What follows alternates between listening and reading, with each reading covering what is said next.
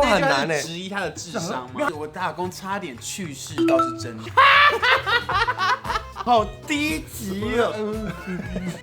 不是我刚刚没有。这什么工作需要这样子？算了，这个工作应该是没有留档案。按订阅不用钱啦。好久不见 ，Hello， 大家好，我们是 F9234，我是嘉璇。今天我要聊聊我们这些打工的经验谈，大家想必会对我们服务9234的打工经验有兴趣吧？说不定还好，因为我们也不是说什么大明星啊。如果是张惠妹的打工经验，我会10月12日，我们单曲《Turn Me On》已经上了，赶快去我们的频道看。这么快就直接打歌，好像我们可以录完。先讲。那我想请问一下，你们两个打工的经验有哪些？太多了，因为我的家境其实不是很好，我一直都觉得就是家里不用助学贷款是一件很幸福的事情。哦，真的哎，对不对？所以我在大学的时候就开始打工，我甚至高中毕业甚至没有直接读大学，先休学了1年，然后再工作，然后才去读大学。然后在那1年期间，我带过营队，在夜店上过班。大学的时候，我还在电影院打过工。国中的时候就在牛排馆里面刷过盘子。那你呢？我只有做过钱柜而已。钱柜，钱柜为什么做一个？你是一做就是3-4年那种？因为我好像不用还助学贷款。好幸福哦！我们家小康，因为我们家是做糖果的工厂，那我在我们家工厂也打工了很久，也下去帮忙做糖果。童工吗？算童工。我15岁的时候，就是帮家里事这样，然后另外一个就是钱柜上班而已。然后上班纯粹是因为不想在家里帮忙，那时候暑假就想工作2个月，所以这辈子打工经验就是那2个月，就那2个月。那为什么会去钱柜啊？因为我朋友说钱柜好像蛮好，因为钱柜你当员工可以免费吃员工餐啊，而且那个年代很多明星都会说，我年轻的时候在 KTV 打过工，很多歌手都会说啊，然后继续打手之后还有歌可以唱，就是磨练出他的好。你看我现在就是歌手，然后我在钱柜打过工。重点是在钱柜，你是员工的话呢，你可以每1个月有免费的6小时欢唱免费，你就可以带你朋友，然后最大的包厢说我出啦，真很假燥，真的啊。所以暑假一结束你就不做了，就不做了。为什么？大家有钱啊！后来就又找一个干爹包养这样子，吹就有钱这样子。没有啦，后来就读大学了啦。我自己打过工也蛮多的，因为我家也是跟你一样要就学贷款的学生。然后我从国中的时候就为了想要买一些发品啊之类的发品、黑旋风，就那时候就爱美啊。黑旋风吗？不是165块钱的东西。小时候黑色专柜价700-800块，对，850，为了买那一瓶260而已。是没有，他们就说什么正版、盗版，哦，你那个盗版的酒精味比较重，什么开车车底。然后我就为了这个，跟你一样，国中当童工去某家知名餐厅，然后兼弄很多游览车的餐厅工作，超累超忙。然后之后到了高中也是因为要赚钱嘛，因为我后来高中的时候有自己租房子。你高中自己租房子，你很有钱呢？没有，是因为我家在山上，然后我最后1年想说要读书，要考好一点大学，所以我真的有啊，还不错吧，智理还算不错吧。怎么开始讲到这个？那个科技大学啊，智理科技大学啊，你要不要道歉？因为我刚刚听成智利亚，智理，说智利亚是哪个国家的？智利亚是哪个国家？哦，原来是智理科技，那当然是听过啊，是一个非常好的学校。那你再说一次智理。智理科技大学。你考到智理。你很厉害耶！上大学之后有在西体上班，我做了1-2个月就不做，因为太累了。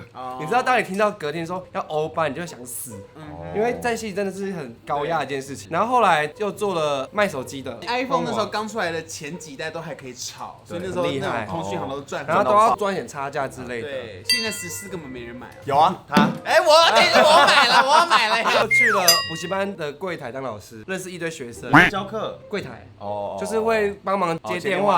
你接电话很难呢，质疑他的智商吗？因为他说当老师，我说你要教课。然后后来又换工作室去卖蜂蜜，因为觉得卖蜂蜜感觉是甜甜，感觉你是郭书瑶。没，卖蜂蜜很容易变成直销吧？我那时候就是把它当直销来做，那时候还刚进圈子，就是比较能接受圈内这些事物。我就说要不要来我这吃蜂蜜啊？可以请你吃蜂蜜，就听起来很。你好像你要不要来我家拔粉刺？就涩涩的啊。对啊，然后说你可以带1罐子来，我就可以请你喝饮料。你说蜂蜜加水，然后给他喝蜂蜜汁这样子。对啊，都这样啊，蜂蜜就卖蜂蜜都这样啊。真的假的？那你们有哪些打工的趣事吗？我打工差点去世倒是真的。好，我要听。我跟你讲，事情是这样，我不是说我国中的时候在牛排馆打过工，我当时进去看起来年纪太小，还是这样，就是旁边那些长辈们就很不喜欢我，拿铁板烫你这样。这也是不至于吧？他们就会分配我是最出众的工作，你知道牛排馆里面最出众的工作就是刷那个烤的，最累的铁板，好。烦烦。那铁盘有时候会长得是一个牛的样子，那个牛角旁边就会有干掉的蛋黄，或者是蘑菇酱被烤到已经剩或者焦蛋白焦掉了。对，然后你就要刷那个盘子是最累的事情。然后除此之外，那些大哥哥们平常也不太怎么跟我讲话，他们有一天就递了一盘面过来。你知道他们的面并不是说特别料理过，是那种铁板很热，然后他就夹了一个冷冻的面上去，它会自己变成温暖的状态这样。我就看到有人拿一个面，然后淋上了蘑菇酱，然后送给我吃。然后我想说太好了，我那时候很穷，没什么地方吃，结果我一吃那个东西，我大概拉了7天7夜啊！我连学校都不用去上。所以你知道那是什么吗？我不知道，到现在还不知道。可能是里面有钢丝吧，钢丝之类。我觉得原因有可能是，我觉得他们人蛮好，他们应该说你不要那么小就来打工，好好读书。哦，是吧？你也在多正能量，你是多拉2代吗？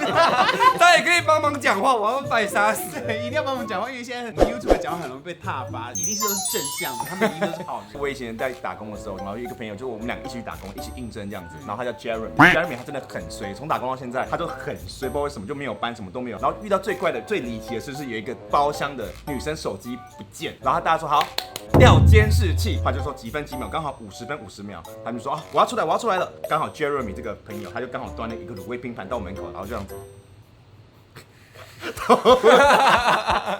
都是为了找手机，然后掉进去，发现他偷吃客人的卤味拼盘3天，所以后来手机找到吗？最后手机找到了，同时也找到 Jeremy 吃了一个客人的卤味拼盘。干嘛要硬要吃那一口？我们一起看到他就这样子，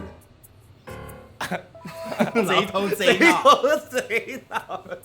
比起有趣的是，你在干嘛？就是我以前很不为人知的小工作经验，就是当过发传单的，有2个大柱子，我就把东西放在那边，想说空闲的时候可以吃可以喝，我就放着，然后后面发一发之后回去赶快要喝一口，说不对啊，这个我的珍珠奶茶怎么好像有被喝过，然后后来就觉得不太对劲，我就后来看一下4处，算了，我先不要喝好，我就再继续发一下，然后回来再看，又少了一些些，这样子，地基主还是7个小矮人的故事，有白雪公主，还是有家街舞少女艾丽缇。对，街舞少女。结果我发现隔壁的柱子有一个游民，然后他一直跑去偷吃。偷吃你的珍珠奶茶。对，好险我发现，不然我就跟他继续接吻了。他一定是这样，然后气得一走开这样。那游民，你知道多拉最过分。有一次我跟多拉不知道从郭俊教完课，然后走到台北车站，然后多拉就说：“他们就怎么睡在那边呢？”我就说：“哦，因为他们是游民这样子。”后来之后多拉就说：“你知道吗？他们怎么每个人都每个人的包厢？”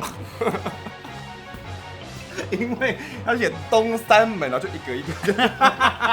我的荒唐故事也是很荒唐，反正我们不是说那个朋友叫 Jeremy 嘛，又是还有一次，因为我们以前钱柜是有自助吧，就你加99块，你可以从外面吃爆米花，自己卤那个王子面来吃。我知道。后来之后他有一次他去补货，补到他就是一直觉得他中邪，他说我一直想吐啊，这边环境让我觉得头很晕，好像来到了职场，好像来到职场不好的地方。过了10分钟，他跑跟我说，我刚真的看到不该看的了，那个阿北，然后走很慢，然后戴一个帽子，然后灰灰的这样子。我说也太恐怖了吧？他说你带我去看，他说那边后来一看。就是真的一个阿伯在喝咖啡，大惊小怪。他大惊小怪，你知道最后他是怎么样吗？他是最后他是因为验出有吸毒，有是阿北吗？你知道为什么他会想吐，然后就觉得自己中邪？因为他一直补那个食物，搞到他厌食症发作。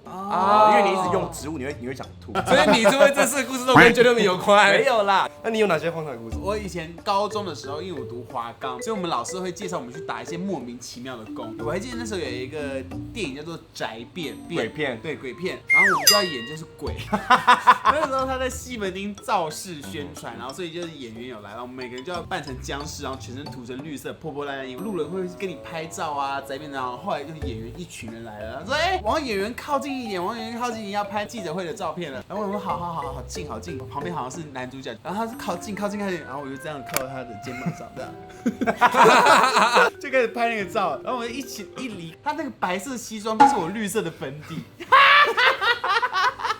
他怎么办？然后我就立刻这样子，比我高的男生这样子，然后他前面我就不用跑到旁边。这可以讲吗？那部电影应该有20年了吧？好低级哦！你来，然后他就这样子，不是我，我刚刚没有。我也打过穿玩偶的妆。刚读大学的时候，第1年我还没教课哦，然后有一个人就说有一个工作机会是跳舞的，就希望可以介绍给你这样子。我说好啊，他说跳舞我就接，他有去练舞，他就是让我水蜜桃哥哥、水蜜桃姐姐那种舞，就让你跳，都很简单哦，记舞技超熟的。后来走到现场，他说这次我们要穿奇异果妆，然后你知道奇异果妆超大哦，很圆那种，很大，然后我就手脚进去，然后其实我们舞狮都是这样 1 2 3，然后重点是那奇异果你不可能做位拍之后，他就说来欢迎什么姐姐，然后奇异果上去，音乐播了之后。然后就在里面这样子，好，谢谢，然后就把我推下台，然后我就跳完。你练屁哦！而且那酬劳蛮该给的，但上去你音乐听不到了，你就这样谢谢然后下来这样子。我刚才干嘛？我是谁？我在哪？我讲错话，我讲错话了。这段我不知道能不能录，如果你不能播就算，你就自己衡量一下。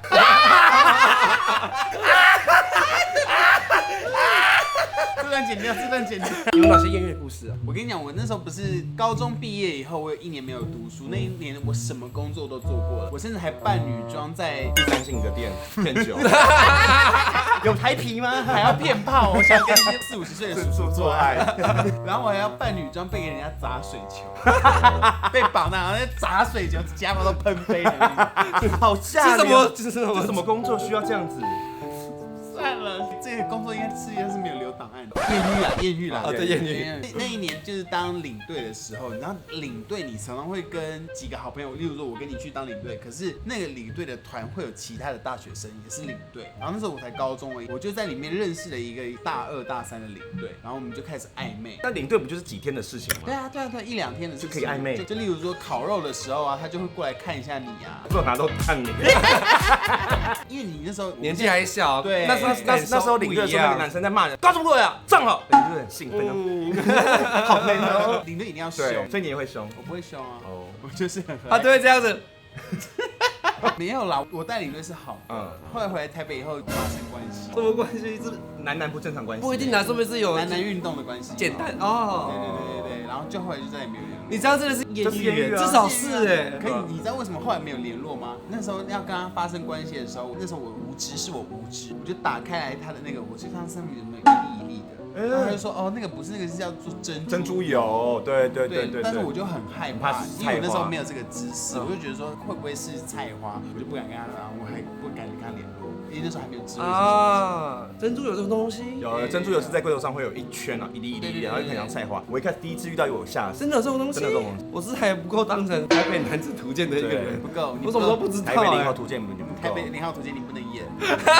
你这样真的是艳遇哎，因为我的艳遇真的很无聊，就只不过是我在卖蜂蜜，然后有一帅哥就是看到我朋友就是请他吃，他说还不错，然后后来离开之后，他过不久之后会回来跟我要赖之类的，就没有然后了，就也没有继续了。我的艳遇超无聊的，没有聊赖。那你没有他把蜂蜜放在屌上面叫你帮你舔。我希望哎，但是没有。有。那教学有什么艳遇故事吗？反正我在钱柜打工对不对？然后就进去都会有一个很好的姐妹，然后就上班就一直聊。那天我要离职最后1天的班这样子，然后那个姐妹就是不是 Jeremy 哦，就真的姐妹，就那种干嘛啦？那有看那真的生理女，就是跨性别，到底是男理男。反正那最后我上班那天有一个生理男的姐妹，常常会跟我说，你看这男的怎么样？隔壁有个帅哥去看一下204包厢那种，这种很好。我真的要哎，然后最后的时候他就用口技跟我说，就要去拿一下202包厢。反正我最后1天做1个小时，我就进去，他就让把我这样撑住，我可以亲你吗？姐妹，对我就我就跑走了，然后就门关起来，我就下班我就走了。然后从此以后就没有再联络，太尴尬了。重点就是我们要来宣传我们的 MV 啦，我们 FJ 的新的 MV 10月12号在我们的 YouTube 叫做 Turn Me On。那串流平台也可以听到我们的音乐哦。那你觉得好听吗？很好听，超好听的，一定要听。而且大家5月要学起来，如果还没有学过的话，记得去上教学课，还有服务的课。你们应该会教吧？我不敢教自己，你敢教自己？敢啊，一定要教啊！我不敢，我真的不敢。我一定要教的，一定要让全部人都会跳啊！你在干嘛？这怎么有拍这个？